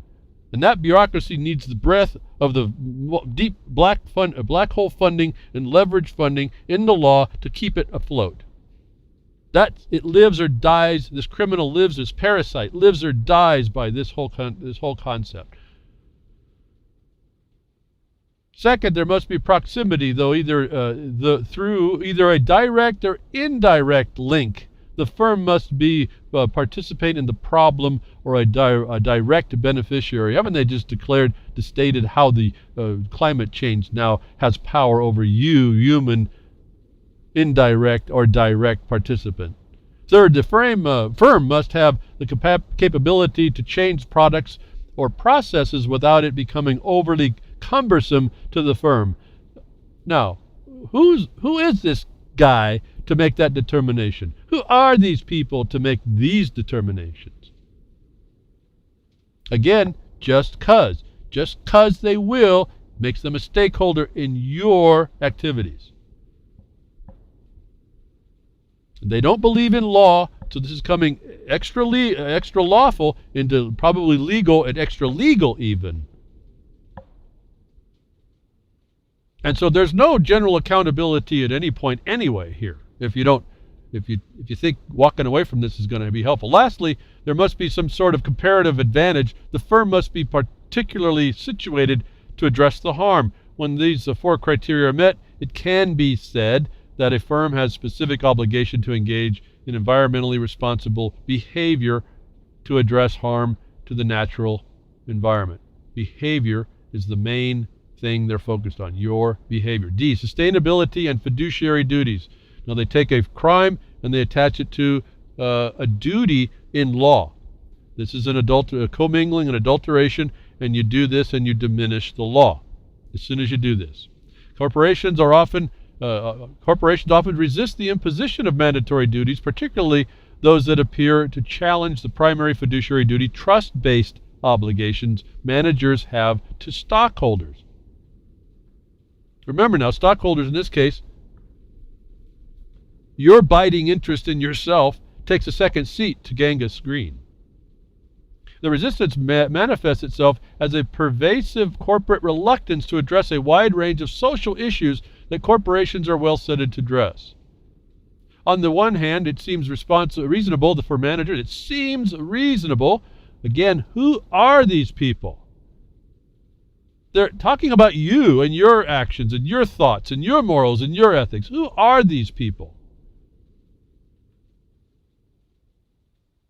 On the one hand, it seems reasonable for managers to construe their fiduciary duties narrowly in terms of profit maximization. At the same time, however, responsible managers cannot reasonably expect consideration of the stakeholder concerns that indirectly, if not directly, affect the bottom line. So the fact that someone can impose upon you is why you have to make them part of your decision. Not that they're a trespasser, not that they may be committing felonies against you. No, just because there's no accountability to any law, and they can just do that. Further, managers can actually leave stockholders vulnerable to legal liability by not paying close attention to the stakeholder concerns through corporate violations or neglect. These are corporate violations or neglect determined by the stakeholder, which is typically where you have to go to court, take money out of your pocket, out of the bottom line, to go defend yourself from these criminals. On this basis, Cynthia A. Williams and the John M. Connolly have argued that managers are responsible for considering human rights, for example. Now, again, human rights is determined by the UN, is adjustable by the UN, and any bureaucrat that wants to get involved, go read about 3/4 of the way through that Declaration of Human Rights. You'll see it for yourself. This is not for you. It's for the human animals that they can herd around, like the migration animals that you see in Europe going in from the wars they bomb at everybody. At A2030 says they can do that because it benefits the departing state as well as the receiving state. For what? To create sustainable debt. Again, debt based in this sustainable mandatory obligation to these parasites. Not unlike stakeholders, the manager's ancillary duties sometimes seem unrelated to the firm. Just as the attention to stakeholder concerns, however, managers are remiss if they overlook or minimize the importance of those duties. Everywhere they find everything to encroach and parasitically attach themselves in the firm, in you, to affect you. In other words, if the screwworm wants to get in a wound that it finds, it is a stakeholder in your life, isn't it? But that's these guys doing the screwworm type parasite that is such a detriment to society that they justify their existence just cause. They're still a parasite. They still have no good to do to people or animals, even the humans, but they need to exist, and they need to exist on your blood.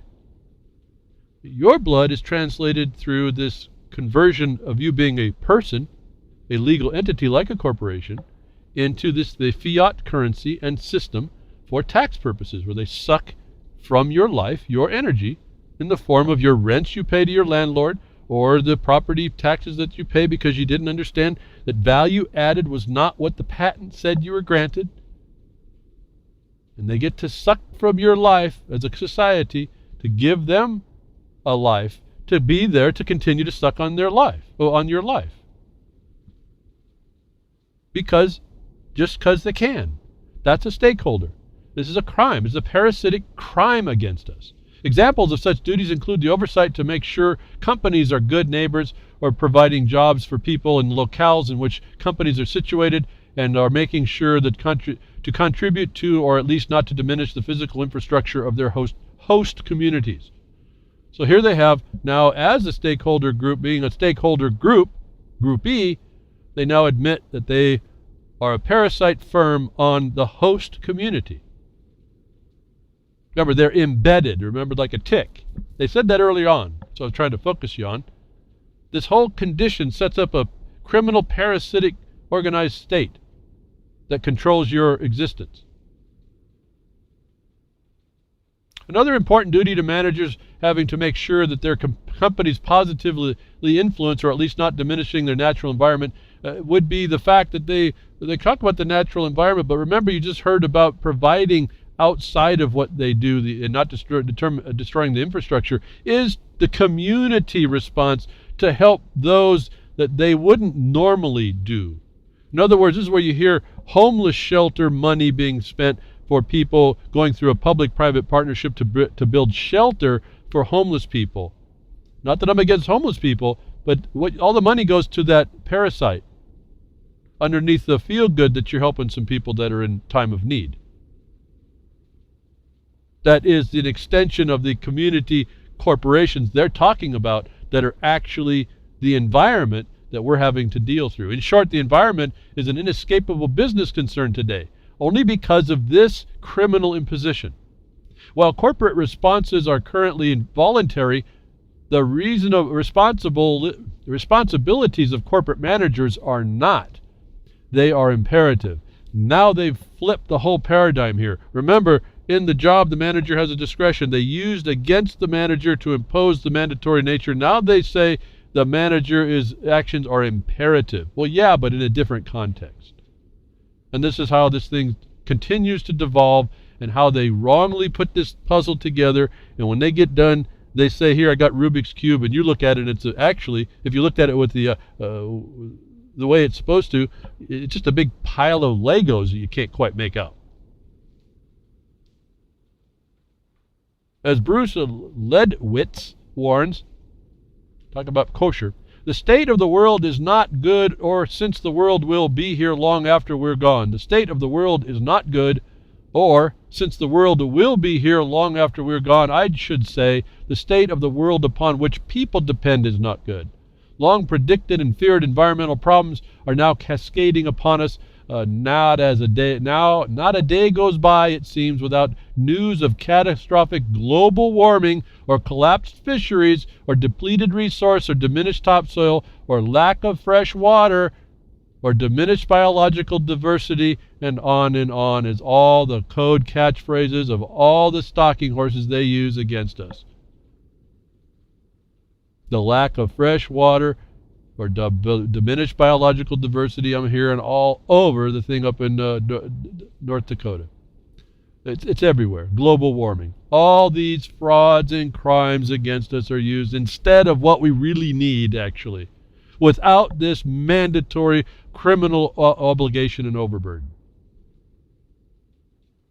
See, what's interesting is I get to see the land soil disposal side, that when you look at when man actually develops nature, it actually promotes clean water. It promotes biological diversity. It promotes the fish. It promotes everything, because it does, in fact, make a better, suitable environment. It doesn't go wild. In some places, there wouldn't be animals without man's improvement, such as in desert areas. And we all need all of that. Yet they come in and say all that is all what we do to improve it. They deny the improvement to say it's a harm. Why? Because they're criminals. They're just there to lie and get you to buy into what their position is. This document explains the mechanics of how they came about to the stakeholder point, and you see in their mechanics how they do this kind of an adulteration everywhere. And yet you see in this one phrase all the code, the trigger words. Now, if Ledwitz is correct, if is a question, if is correct, the natural environment is being harmed by large-scale human actions, then the corporations are likely to be held accountable, and this imposes on managers a moral duty based on the fundamental fiduciary obligations to stockholders to protect the natural environment. That's all a fallacious statement, but it's based on a question, and this then brings up the question, then how can you say there's something called global warming? You don't have the answer that large-scale human activities are causing it. You've created a question inside of your own statement of subject matter cause. So they agree it's just a big stakeholder that they're using to defeat us and to gain leverage against our own needs, actually. Remember, the NEPA explains that man's environment takes precedent because man's environment can improve the natural environment. We do things for what we demand as people. And so that's part of the other demand. They change that demand, but our demand is what drives industry, doesn't it? And so it's a self-inflicted wound again. And so I have no mind to be entertaining these kinds of issues we just heard listed all together as a reason, because they're really a crime against us. They're against our better nature, actually. Beyond that, failures to address environmental concerns can result in financial distress to the firm, including bankruptcy. So this is a big threat, but bankruptcy isn't a threat to firms. Yeah, it doesn't look good, but bankruptcy was made to continue business. Think about Trump here. He's still going. Bankruptcy is simply a get out of a debt-free card and start over again, because this country was set up on industry. If it is the fiduciary responsibility of managers to protect interest, again a question, if it is the fiduciary responsibility of managers to protect the interests and profits of stockholders, why is it a question? But they use it as a question to bring on the next imposition, which is an mandatory obligation underneath the imperative that the manager has to run the firm correctly, which they then claimed before was a discretionary thing, right? So this is all flopped on its head just to bring in the point that they're going to bring in the obligation that they want, because this philosophy, this principle itself is a stakeholder, isn't it? The only way that they can do this is to consider how the firm affects and is affected by the natural environment. Only because someone's going to tell them they have to, and if they don't, they're going to be sued into bankruptcy, isn't it? Not only can the corporation's approach to sustainability influence short and long-term profits, the corporations face expensive tort litigation, while the stockholders face criminal sanctions if the corporation does not behave responsibly. Just as I've been telling you, is all now in this one sentence, in this one paragraph, telling you this is the club we use against these companies that don't think like we do. We are stakeholders just because we can wield that club. Now, again, stakeholders are criminals. You wanted to go back to that list that I just read through, that one guy saying about all the environmental harm that they use as stalking horses to get us to believe there's something to do. You go right ahead. You're putting the ring in your nose and you're acting as a criminal accessory, or you're allowing a criminal to deal with you as a criminal will. I choose to do a better thing. We have it in us to do. I see us interfering with these failed principles. These principles need to be brought behind the woodshed. I hope you can hear that. I hope you go back and read this document. It's telltale the mechanism that's up against us that we can defeat pretty quickly. At the beginning of the broadcast, I explained that there are people that can do that. I'm hoping that they will consolidate their efforts and now make something of it. Thank you for tuning in today. Hope something I said was helpful, that you can use in your life today to help defend yourself, not be the victim to the crime against us daily. Thank you to Grimner and RealLibertyMedia.com for the Bloodcaster site and the archives, and Jules at UCY for simulcasting this, and Bo Diddy and Grimner at freedomsnetwork.com, the social network, if you can sign up for that. And you terrestrial broadcasters, appreciate that you do that to all the civil defense prepared to radio holders. I'll be here next week, tech diffs and nature willing.